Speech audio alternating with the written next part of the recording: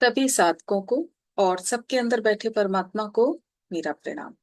मैं आराधना अरोड़ा अपने channel Aradhana Arora the unique प्राणा में आपका स्वागत करती हूँ। तो आइए इसी के साथ सेशन की शुरुआत करते हैं। अनेक शास्त्रों का जिसने अध्ययन कर लिया, क्या वो ज्ञानी है? स्वयं को ज्ञानी कहने वाला भी अज्ञानी है। यानी जिसने मान लिया अब वह पूर्ण है, अब उसे पूर्ण ज्ञान की प्राप्ति हो चुकी है। यानी उसने आगे के मार्ग स्वयं बंद कर लिए, क्योंकि ज्ञान का तो कोई अंत ही नहीं। और जहां से अभी प्रकाश आ सकता था, उसने उस मार्ग को ही स्वयं बंद कर लिया। और जो अज्ञानी है वो ये मानता है कि वो अज्ञानी है, यानी उसकी यात्रा शुरू होने को है, क्योंकि अब उसे ये जानकारी है कि मुझ में ज्ञान की कमी है। तो आज का सेशन इसी विषय पर है। ये परखना कि सारे तो मैंने शास्त्र पढ़ लिए, जीवन मृत्यु का भी मुझे ज्ञान हो गया, तो ये लक्षण तो ज्ञानी के ही हुए। अगर ऐसा अपना मूल्यांकन भी करता है तो ये बात सिद्ध हो गई कि उसकी स्थिति अभी शरीर में है। यानी अभी उस ज्ञानी की सत्ता परमात्मा से भिन्न है। नहीं तो खोजने वाला कौन है, और ये स्थिति किसकी? और खोजना ही है तो अपने अंदर ही क्यों खोजे? ये विषय बहुत गहरा विषय है, इसे आप गहराई से ही समझना। क्योंकि जिसको ज्ञान प्राप्त हो गया, जिसकी जागरण की अवस्था आ गई, जो जागरूक हो गया, वो तो अब स्वयं में स्थित ही नहीं है। अब वो दृष्टा भाव में है, देखने वाला। यानी हर किसी में अब वो परमात्मा स्वरूप ही देखता है। सबके प्रति प्रेम भाव, यानी अपनी इस स्थिति से कहीं ऊपर की स्थिति। अब तो द्वैत स्थिति ही गई, जो भेद करे, सबके बीच में अंतर करे कि ये अज्ञानी, मैं ज्ञानी। स्वयं का भी और किसी भी अवस्था में ब्रह्म का अंत। ना तो वो स्वयं को फिर ज्ञानी कहेगा, ना ही वो अज्ञानी कहेगा। ऐसी स्थिति में मौन ही रहेगा, क्योंकि अब तो बोध अवस्था है, अज्ञान मिट गया, पूरी तरह से समर्पण भाव। ज्ञानी वो नहीं जिसके पास ज्ञान का ही इतना भोर है, ज्ञान का अहंकार, कि अगर कोई मुझे अज्ञानी बोले तो मेरा अपमान है। और अब कोई ज्ञान ऐसा नहीं जिसका मुझे ज्ञान ना हो। अगर ऐसी स्थिति है तो वो ज्ञानी नहीं है। जिसने चुप होना सीख लिया, उसको ये पूरा अस्तित्व चुप नहीं रहने देता। बुद्ध को जब ज्ञान प्राप्त हुआ था तो वे 7 दिन तक चुप रहे, बोलने की इच्छा ही नहीं हुई।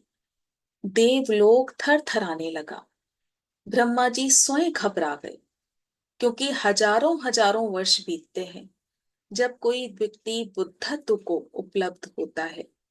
और अब तो उस शिखर पर हैं जहां अंधेरी घाटियों में भटकते लोग हैं, उन्हें शिखर की खबर भी नहीं।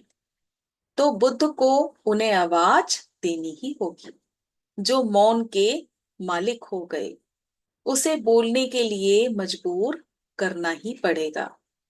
ब्रह्मा जी सभी देवताओं के साथ बुद्ध के सामने उपस्थित हुए, चरणों में झुके, बुद्धत्व को देवत्व से ऊपर रखा।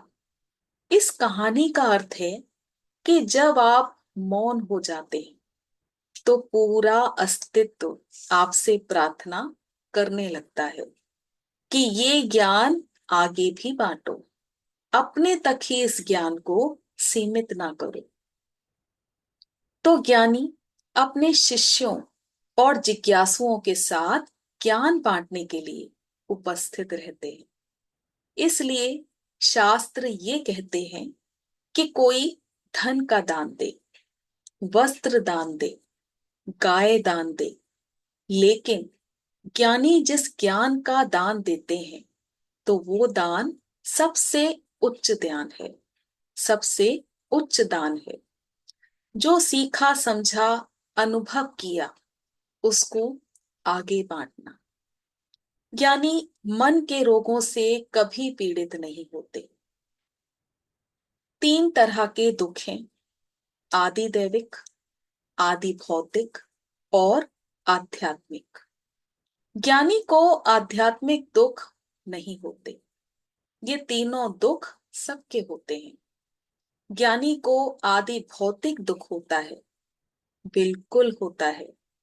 परिवार का कोई दुख, काम का कोई दुख, दूसरे जीवों के कारण मिला दुख, किसी जीव ने काटा या हम बीमार हो गए, क्योंकि ये तो कर्मा ही है जो भोगना ही है।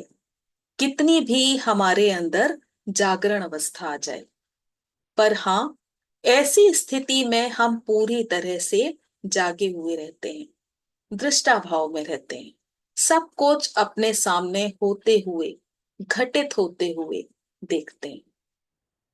दूसरा, दैविक दुख, प्रकृति की आपदा से मिला दुख, बाढ़ आ गई या भूकंप आ गया, तो इस तरह से ये दुख भी हैं जिनका सामना करना होता है। ये बताने का कारण ये है कि जागरण अवस्था आने से, जागरण होने से, ज्ञान के आने से ऐसा नहीं है कि ये दुख हमसे दूर चले जाते हैं, नहीं। क्योंकि जो आपके ऊपर विपत्तियां हैं, जो कर्मा है, वो आपको भोगना ही है। बस आपके अंदर जागरण अवस्था आ जाती है, ज्ञान हो जाता है। ज्ञानी वो जिसके ज्ञान से उसका सर झुक गया हो, यानी हल्के हल्के तर गए। यानी हमेशा अपने सिर पर ये बोझा ना ढोते रहना कि हमको बहुत ज्ञान आ चुका। ये अहंकार के लक्षण है। तो ये है एक ज्ञानी की यात्रा। तो उम्मीद करती हूं आप बहुत अच्छी तरह से समझे होंगे। आज के लिए बस इतना ही। बहुत बहुत धन्यवाद आप सभी का।